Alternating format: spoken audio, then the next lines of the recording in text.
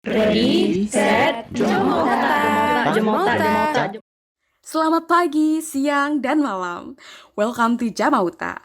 Di sini gue Almi sebagai host akan menemani kalian menggali ilmu untuk buka pikiran, buka mata, buka telinga. Kalau hostnya sama gue nih, pasti kita bakal ngomongin tentang dunia bisnis. Haha, penasaran kan? Mending kalian cari posisi enak buat nonton sekarang. Udah siap? Oke, here we go. Untuk narasumber kita yang kali ini, kayaknya semua, kalau lo udah tahu ya, kalau lo anak PPI banget gitu, kalau lo suka ngobrol-ngobrol, pasti lo bakal tahu deh 3 orang ini. Oke deh, daripada lama-lama, langsung aja. Kita ketemu narasumber kita. Halo. Mana nih? Good. Halo. Demi Allah. Lah, ini orangnya Niko hilang. Halo? Maaf. Woi. Ya Allah. Mati ya. Wah, beda. Woi, Bang Rihan, jangan hilang. Mau diinterview nih. Muka lo mana? Listriknya mati, Almi. Kok sial banget sih? Gak ada, langsung aja. Oke, hai semua narasumber gue malam ini. Kalian keren-keren banget kayaknya ya, mukanya berseri-seri.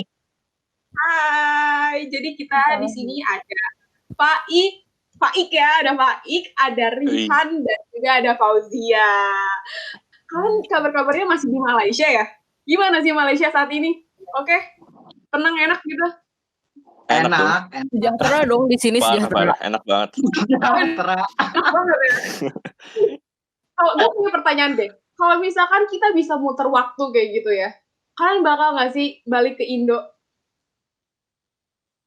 Siapa nih? Enggak kepikiran sih sebenarnya. Bang Rihan dulu, di sini dulu. Bang Rihan, coba silakan.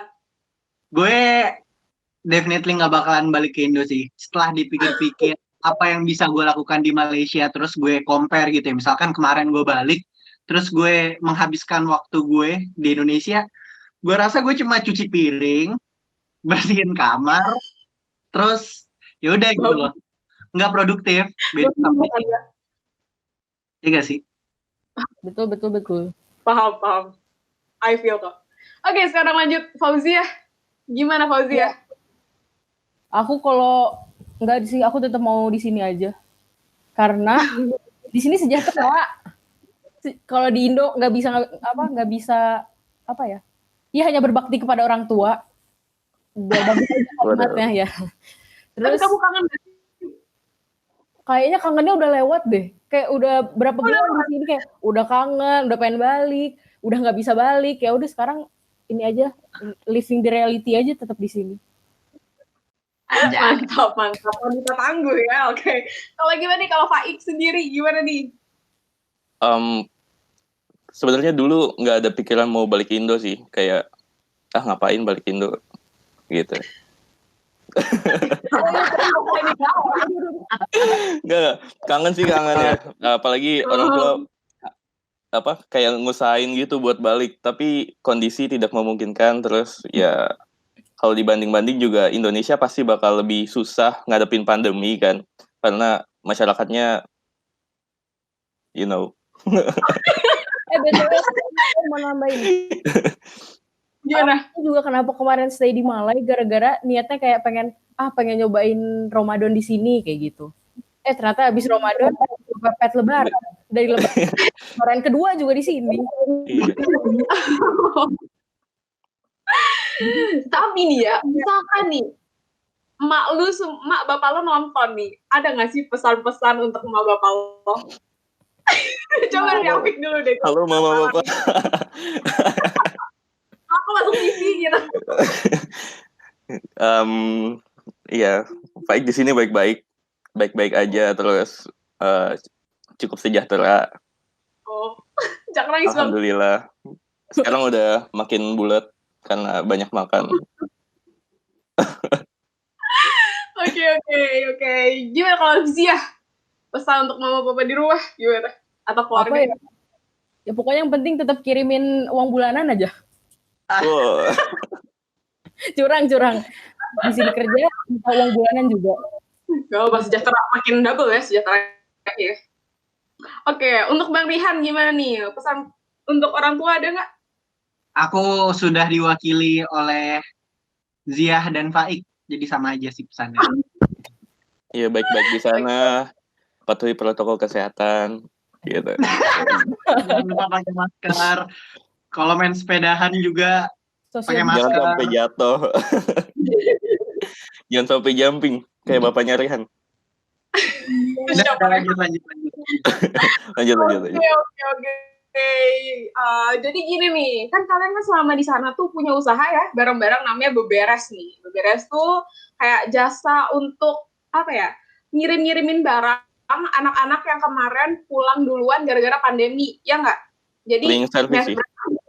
dari asrama gitu kan, mereka tinggalnya di asrama. Habis itu gara-gara pandemi kemarin, mereka harus kayak pulang duluan gitu, sehingga barang-barangnya dititipin di asrama, di kamar mereka gitu kan. Nah, karena pandeminya nggak selesai, jadinya ya udah berdebuan di sana gitu sampai berbulan-bulan. Nah, tugas mereka yang Beberes ini buat jasa untuk ngirimin barang-barang dari Malaysia ke rumah mereka. Ya nggak? Bener nggak? Ya, salah. Sebenarnya nggak ngirimin sih. Kita luruskan. Kita beres-beres. Oke, lihatlah ini gue hostnya tidak belajar dulu. Yang asal gimana nih dilurusin dulu? Mungkin bisa dilurusin dari Fauzia sendiri. Ini kan foundernya ini ya Bapak Muhammad Rian Hairi Hanif ya, foundernya. Saya cuma mau ini doang, meluruskan kalau Bapak Faik Taufikul Hikam. Terus ya lurusin aja kalau misalnya Beberes itu sebenarnya kayak jasa cleaning service sih sebenarnya. Jasa membantu mahasiswa packing, mengemaskan barang. Kemas bilik. Aja.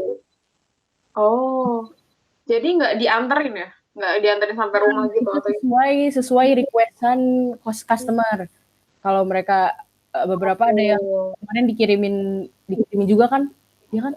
Dokumen gitu. Dokumen biasanya. Tapi kita masukin barang-barangnya ke storage, jadi nggak dikirim ke Indo. Soalnya kan banyak tuh. Kukira semuanya dikirimin ke rumahnya mereka satu. Jadi enggak ya, cuman sekedar untuk kayak KL gitu. Iya. Kalau dikirimin ke Indonesia, harganya kemurahan dong itu. Iya. Emang berapa harganya? Aku belum cek katalog sih, karena kan kalau mau tahu harganya tuh harus itu ya, dicek dulu ya, harus PC dulu ya. Kan kemarin aku jadi karena yang pulangnya terencana gitu loh. Jadi aku nggak ngeliat kalian gitu, maksudnya kayak katalog kalian. Kira-kira kisarannya berapa sih kalau mau tahu jasa-jasanya? Jadi ada 3 paket. Jadi ada 3 paket basic. Paket basic itu kita cuma beresin aja, nggak nyediain kotak tambahan. Itu 175 untuk batch 2. Waktu batch 1 150. Terus ada paket light, itu kita kasih box, tapi boxnya 2 medium, 1 large. Nah, itu harganya di batch pertama 200, terus di batch kedua 225. Terus kalau apa namanya? Paket paling besar deluxe. Paket itu 250 di batch pertama, terus batch kedua 275. Berarti kalian sebenarnya jualan kardus ya sama jualan tenaga. Sama jualan jasa, coy. Jasa dong. Capek. Tapi itu besar banget loh ya. 600.000 loh. Ntar udah, wow, keren banget sih. Kayak lo kalau udah punya jasa gitu udah kayak melintir kayaknya di Indo ya. Kita juga bagi-bagi berenam. Nah, itu dia. Iya. Aja kan, kok coba kalau gue tanya kemarin kan kalian buka sampai 3 batch ya kalau nggak salah. 2 2 batch ya. Salah lagi gue. Kan kalau nggak salah berarti salah kan gue. Ya udah. Iya. Itu apa sih anak-anaknya gitu yang menggunakan jasa kalian? Coba Bang Rihan, ada berapa orang? Ada berapa orang kalau nggak salah di batch pertama kita itu ada 40 orang. Sekitaran lah ya, kurang lebih 40 orang. Untuk di batch 2 kita ada 45 sampai 47 orang. Gue juga belum ngecek database terakhir.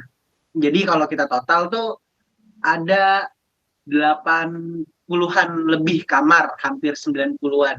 Kamar yang kita kemas-kemasin.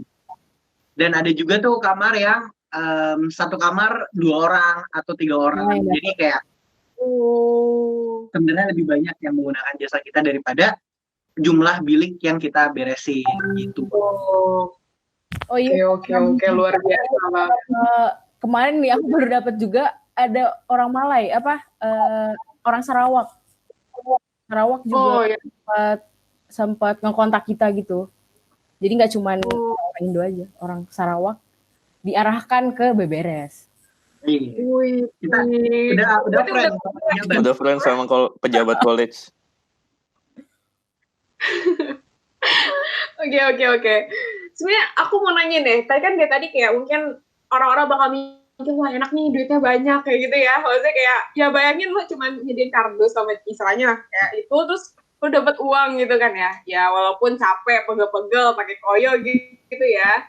Tapi ada nggak sih pengalaman yang lucu atau kayak yang nyebelin banget gitu? Kayak ada pengalaman berbekas nggak? Tapi ini sisi negatifnya gitu. Jadi orang nggak ngeliat enaknya doang gitu. Ada nggak dari siapa nih yang mau cerita?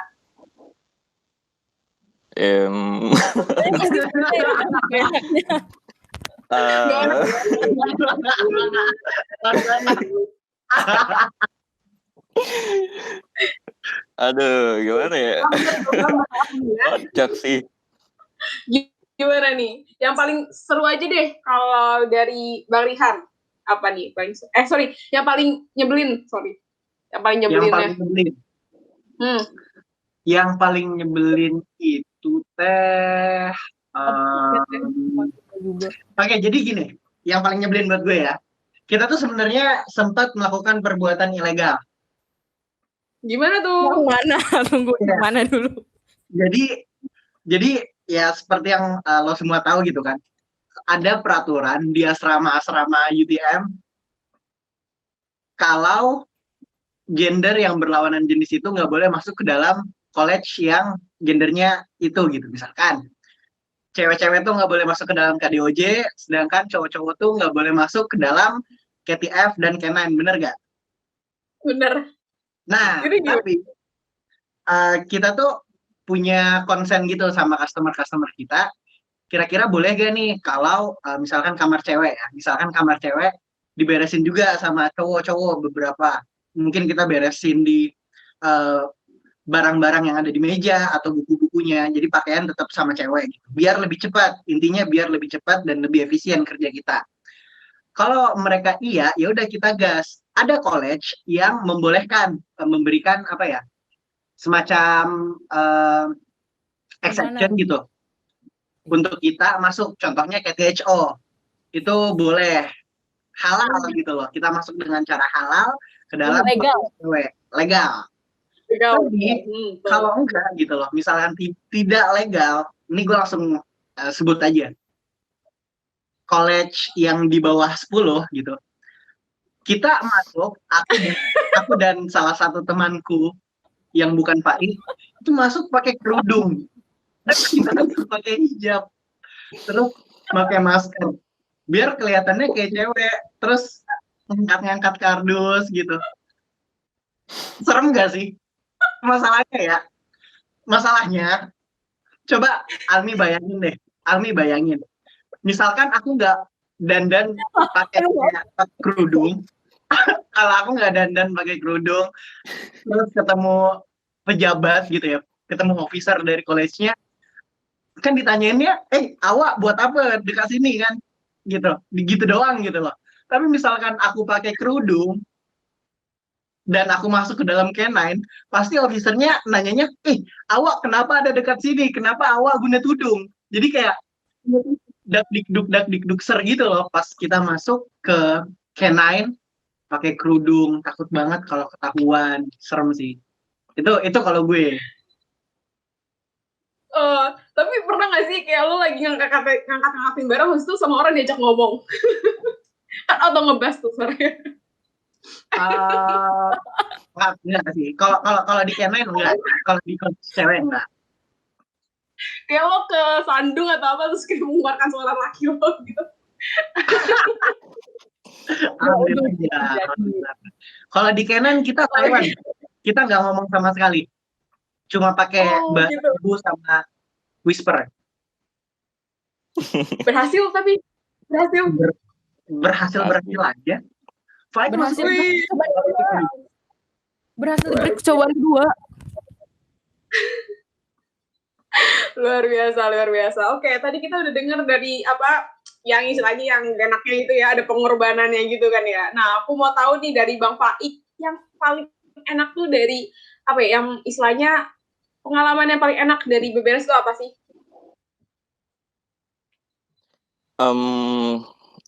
Apa ya? Ini kayak personal aja sih. Kita masuk kamar orang Indonesia di UTM yang kebanyakan kan apa menengah ke atas gitulah.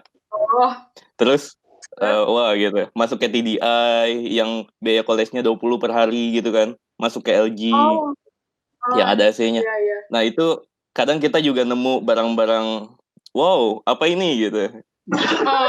Kita jadi tahu gitu barang-barang yang unik dan aneh yang biasa orang-orang kaya punya gitu loh. Sedih banget sih ceritanya. Terus kita jadi punya gambaran gitu. Nanti gede kita mau punya ini gitu. Nambah wawasan juga ya. Iya, motivasi. Itu Rihan nih.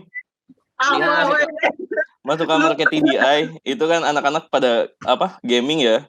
Terus ada punya cooling pad buat laptop. Terus ini gue harus beli nih ini. Nanti kalau gue beli laptop gue harus beli ini juga nih gitu. Jadi itu sih kita jadi punya pandangan baru.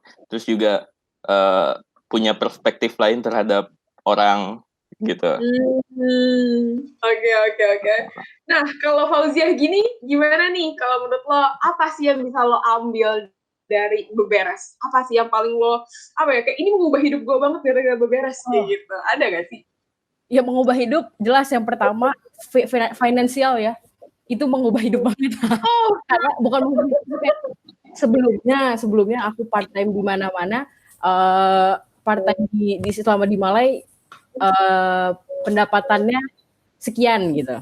Terus dengan beberes dengan waktu yang lebih singkat tapi pendapatannya lebih besar, lebih tinggi kayak gitu. Cuman itu juga ternyata effortnya ya pegel-pegel iya, koyoan iya, terus tumbang iya, ya ternyata tumbang juga. Yang cewek-cewek sih tumbang sih gantian gitu. Hari Selasa, Rabu, Kamis kita gantian per harinya sakit satu-satu. Waduh, seru banget ya. Jadi emang ada hasil, ada usahanya juga ya. Bener-bener luar biasa. Oke. Nah, aku mau tanya sih, Bang Rihan, beberes ini tuh siapa yang mikirin lah istilahnya? Siapa yang pencetus utama? Kenapa sih bisa kepikiran ini? Oke, kalau pencetus utamanya si beberes ini sebenarnya si Faik. Karena Faik pas itu dia ditugasin sama PPI untuk nyari-nyari informasi ya tentang college ya. Terus dia kepikiran, gimana kalau kita buat servisnya gitu, jasanya. Jasa kosongin bilik. Kebetulan juga sehari sebelumnya aku habis check out dari KDOJ. Jadi kayak aku mau mutus bayaran collegeku. Terus besoknya banget Faik tawarin. Aku kepikiran juga tapi kayak males banget gitu. Paling cuma dapat berapa orang nggak sih? Cuma dapat 5-10 orang mungkin. Apalagi kan kita cuma cowok-cowok aja. Tapi pas Mike nanyain aku coba mikir lagi gitu loh, kayaknya bisa sih, terus kita coba ajak, ya udah jadi deh beres branding segala Oh, macam ya kita nyusul oke gitu. oke, luar biasa. Bang Faik, berapa sih total anggota dari Beberes? Ada 6 sih, ada 6. Oh bro, jadi Oh bro, cowoknya 3 4, ceweknya. cowok, 3 cowok, 3 Oh, cewek. oke, siapa aja tuh? Ini ada saya, Faik, itu ada Fauzia, ada Rihan, ada Echa, Almerah Echa, Elza ya. Terus ada Anissa Fatimah Zahra juga, si Zahra, sama Libert. Oh, oke oke oke oke. Oh, terus Ini mau kalau nambahin, sok. kenapa? Masuk Beberes juga butuh CV tahu. Iya. Itu lo doang sih Kak. Aku harus apply CV dulu sama wawancara. Enggak. Jadi awalnya kan mereka berlima nih. Senior ini berlima. Terus Iya, karena junior kamu. aku dulu part time di Rasaku, terus sering ketemu sama Rihan. Terus ngomong logo Beberes yang baru. Nongkrongnya di situ dulu ya dia. Beberes yang akan di launching. Nah, terus di situ aku itulah mengajukan CV kayak Bang, aku ini loh, aku kemarin bantuin ngeberesin kamarnya Kak Aurel kayak gitu. Jadi kayak aku sudah berpengalaman 1 kali untuk membereskan kamar. Itu untuk masuk Beberes. Jadi kayak ini cukup bergengsi. Berarti kalau misalkan gue mau masuk Beberes harus punya CV juga ya? Iya, tunjukkan bakatmu dulu. Oke, jadi gak sembarangan ya, cuma orang terpilih doang yang bisa masuk Beberes, luar biasa. Kalau boleh jujur, banyak loh yang kita udah jalan, kita udah setengah jalan, kita udah 3/4 jalan, di tengah-tengah tuh banyak yang mau join, tapi gimana Lagi, gitu kita udah pas koneksi gue hilang sebentar. Waduh. Kenapa sih sumpah koneksi gue tuh kayak datangnya Zaknya tuh malam-malam tahu. Terus ya udah itu tuh. Tadi putus-putus gak suaraku? Enggak. Jadi biasa aja. Gitu. Oke. Nah, aku lihat nih kalian tuh melakukan bisnis itu saat ada kesempatan ya. Dan ini kan kesempatan yang bagus ya. Istilahnya kayak orang-orang juga bakal butuh nih jasa ini gitu kan. Nah, mungkin nanti setelah pandemi itu kan ada peluang bisnis lagi gitu kan. Cuman apa sih tips-tipsnya dari kalian supaya ini kan istilahnya jadi dari itu ya, dari concern orang, habis itu orang itu kayak wah gue mau begini nih. Nah, sampai akhirnya bisa didiskusiin dan terrealisasikan jadi sebuah bisnis, jadi sebuah sistem kayak gitu kan. Nah, gimana nih untuk ada nggak sih tips-tips untuk orang biar gimana caranya memanfaatkan situasi supaya jadi bisnis kayak gitu. Coba aku karena Beberes ini pemikiran awalnya dari Bang Faik, gimana nih Bang Faik? Ada nggak sih tips-tips dan kayak ada nggak sih step-step yang harus dilakukan gitu supaya yang awalnya cuma dari rencana bisa jadi sesuatu yang nyata? Itu sih pertama kan pasti ada peluang. Terus kalau kita nggak ambil itu sia-sia gitu. Waktu itu saya datengin tuh satu-satu pejabat college. Nah, di situ saya dapat jawaban kalau kamar itu harus dikosongkan, dan harus dikembalikan kuncinya, wajib gitu. Dan pertanyaan di kepala, gimana teman-teman di Indo ngeluarin barang-barang di biliknya kan? Mereka mau nggak mau minta saya atau teman-teman saya secara sukarela gitu. Nyuruh gitu kan. Terus dalam hati tuh nggak mau kan, pasti capek gitu. Pasti di dalam pikiran tuh udah ini pasti bakal banyak ini yang kontak terus minta bantuan secara gratis atau enggak sukarela lah, mau dibayar berapa. Nah, dari situ kita dapat peluang bisnis. Kenapa kita nggak istilahnya kayak monopoli gitu. Iya kan, cuma kita loh. Nah, yang ada brandingnya gitu. Jadi kita punya marketingnya gitu. Terus kita sasar ke mahasiswa Indo yang pastinya banyak yang membutuhkan gitu. Karena ini basicnya needs aja sih. Jadi kita punya gambaran seberapa banyak leads yang bakal masuk ke BBRS gitu. Oke. Terus habis itu langsung dibuat sistem aja ya, dan yakin harusnya ya. Dan pasti Iya, harus yakin. Yakin. Oke. Luar biasa banget sih, sumpah. Soalnya kalau bukan kita siapa lagi? Atau mereka bakal bayar lebih mahal kan? Iya, bener banget sih. Nah, kalau Bang Rihan nih, lu punya nggak sih tips-tips gimana caranya biar tetap apa ya, kan pasti awal-awal bisnis istilahnya kayak lo masih semangat gitu kan menjalani ini gitu. Mungkin bisa ditambahin sama Fauziah juga ya. Nah, gimana sih biar tetap konstan gitu kan? Secara lo tuh juga walaupun excitednya awal-awal, tapi kan nanti ada masalah lo jadi lemes lagi. Tapi kan lo harus ada waktu bangkit gitu. Ada nggak sih tips-tips gitu untuk pengusaha biar tetap konstan itu saat menjalankan usahanya mereka, bahkan lebih naik lagi gitu. Coba dari Bang Rihan dulu. Dari Fauzia aja dulu kalau mau. Coba sok sih. Oke. Dari Fauzia gimana? Iya, aku kan di sini masih baru juga ya. Kalau mereka kan sudah founder di berbagai bisnis gitu. Aku hanya mempelajari ilmu dari mereka. Tips untuk berbisnis. Oh iya, kemarin aku ini dengar talks-nya ada yang tentang bisnis tuh kayak kalau dari itu sih, dari Bapak Rihan Hanif.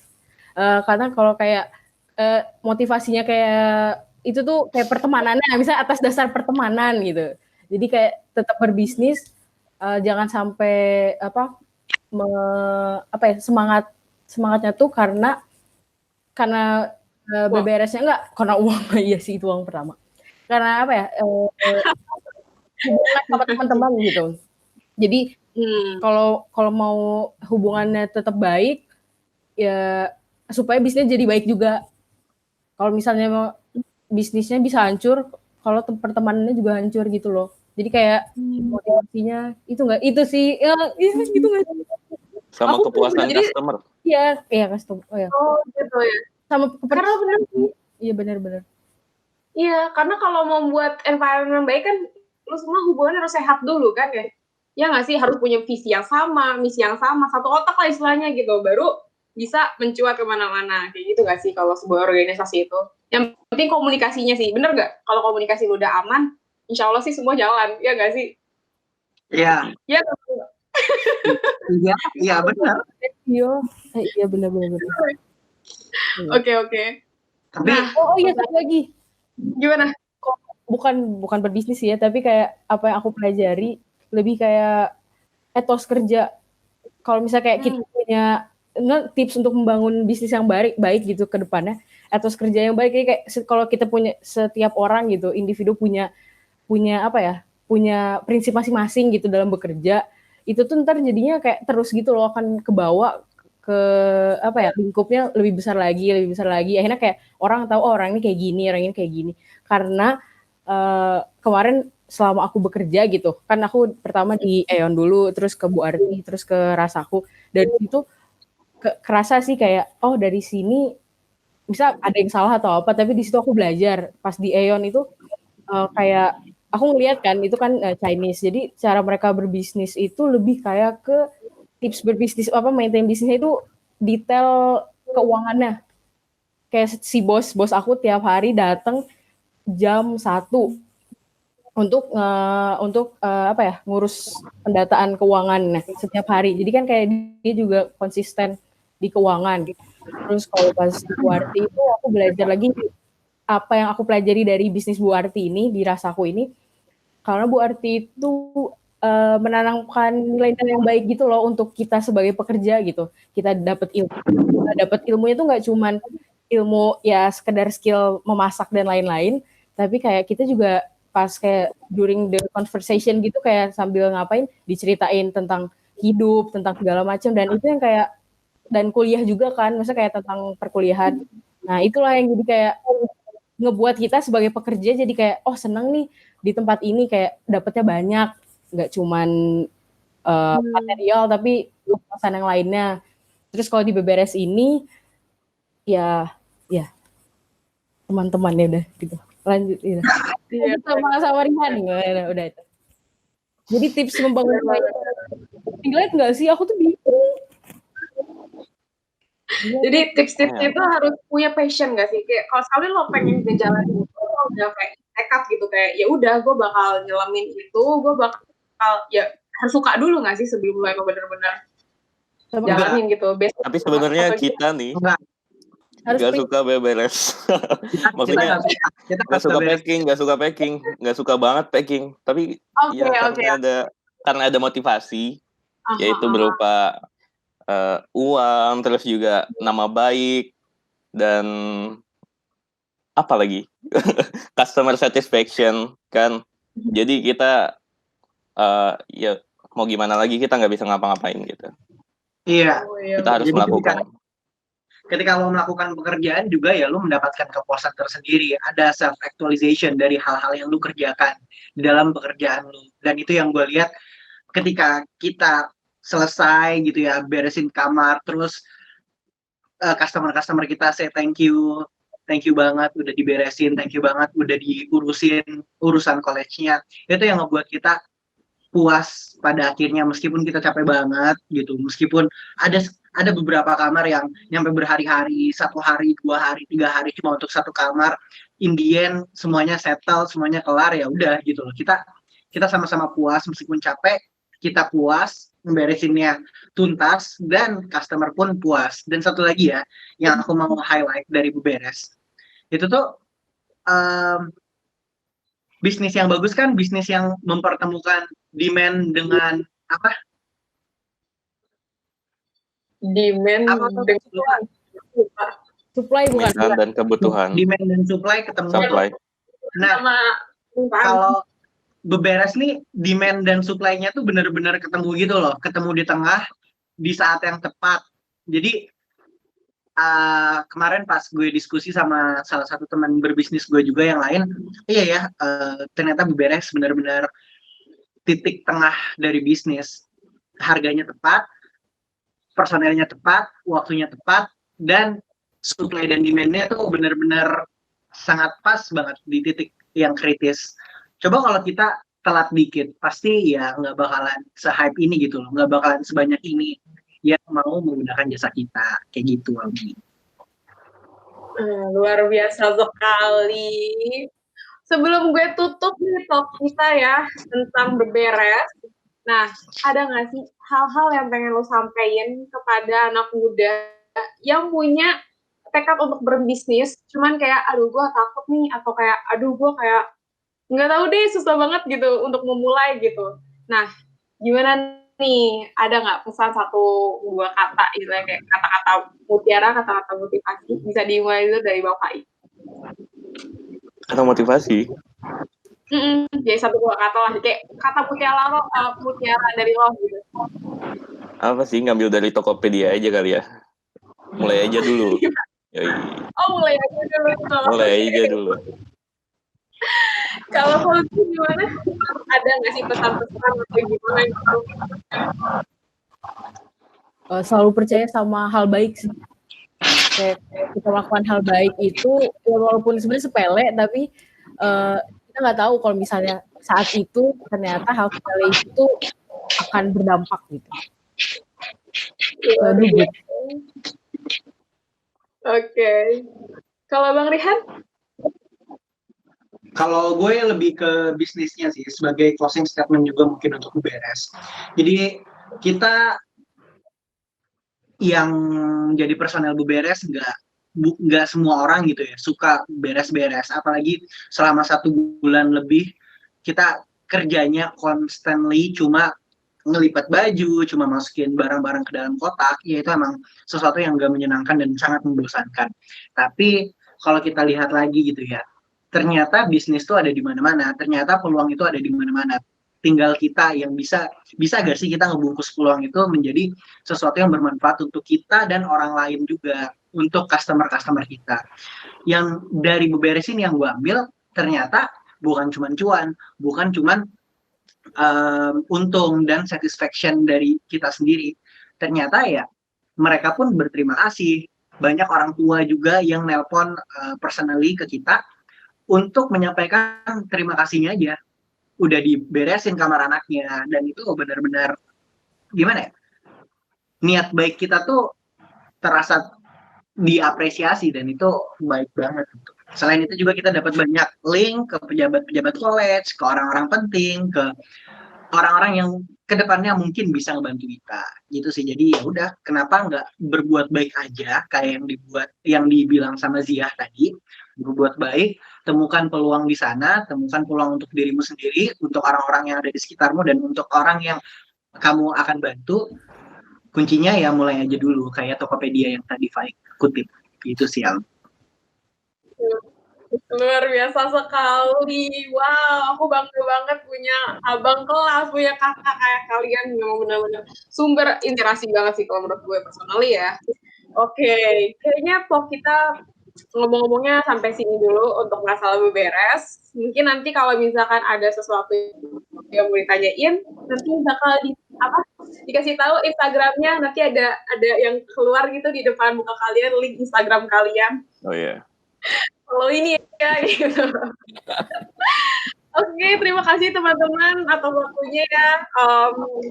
Kalian luar biasa banget. Gue bener-bener kayak takjub ya di umur kalian gitu, yang istilahnya yang 20-an tahun ya kan? 20-an, 21-an ya?